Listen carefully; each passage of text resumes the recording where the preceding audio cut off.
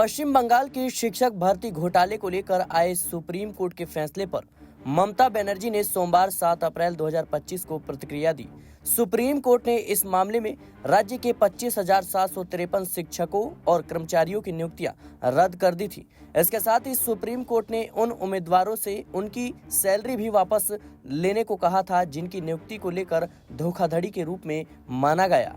पश्चिम बंगाल की मुख्यमंत्री ममता बनर्जी ने शिक्षक भर्ती के मामले पर आए सुप्रीम कोर्ट के इस आदेश की कड़ी आलोचना की है। सीएम ममता बनर्जी ने कहा, जब तक मैं जिंदा हूं, कोई भी योग्य शिक्षक अपनी नौकरी नहीं खोएगा। यह बयान उन्होंने उन शिक्षकों के पक्ष में दिया जिनकी नियुक्ति भ्रष्टाचार के आरोपों के चलते रद्द की गई है। ममता बनर्जी का कहना है कि वह इस मुद्दे से पूरी तरीके से साथ खड़ी हैं और किसी भी हालत में योग्य शिक्षकों की नौकरी को बचाने के लिए प्रतिबद्ध है। ममता बनर्जी ने इस विषय पर चिंता जताते हुए कहा कि सुप्रीम कोर्ट के इस फैसले से मेरा दिल बहुत दुखी है। मैं जानती हूं कि अगर मैं इस पर बोलती हूं तो मुझे जेल भी हो सकती है, लेकिन मैं फिर भी बोलूंगी। अगर कोई मुझे चुनौती देगा तो मुझे उसका जवाब देना आता है।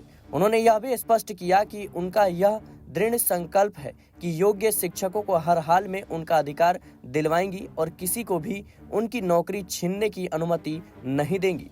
ममता बनर्जी ने यह सवाल उठाया कि सुप्रीम कोर्ट को यह स्पष्ट करना चाहिए कि कौन योग्य है और कौन नहीं। उन्होंने कहा, हमें एक लिस्ट दीजिए, किसी को भी शिक्षा व्यवस्था को तोड़ने का अधिकार नहीं है। ममता बनर्जी ने उदाहरण देते हुए कहा कि नीट परीक्षा में भी कई आरोप लगे थे, लेकिन सुप्रीम कोर्ट ने उसे रद्द नहीं किया। उन्होंने यह भी पूछा कि बंगाल को क्यों निशाना बनाया जा रहा है, क्या बंगाल की प्रतिभा से लोग डरते हैं। ममता बनर्जी का यह बयान राज्य के उन शिक्षकों के लिए एक मजबूत संदेश है। मुख्यमंत्री ने अपनी प्रतिबद्धता जाहिर करते हुए कहा कि वह शिक्षा के क्षेत्र में सुधार के लिए पूरी तरीके से तैयार हैं और किसी भी स्थिति में योग्य शिक्षकों के अधिकारों की रक्षा करेंगी।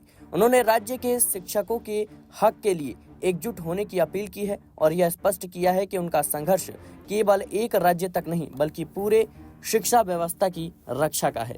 फिलहाल के लिए इस रिपोर्ट में इतना ही। देश और दुनिया की तमाम खबरों के लिए बने रहें नेक्स्ट 9 न्यूज़ के साथ।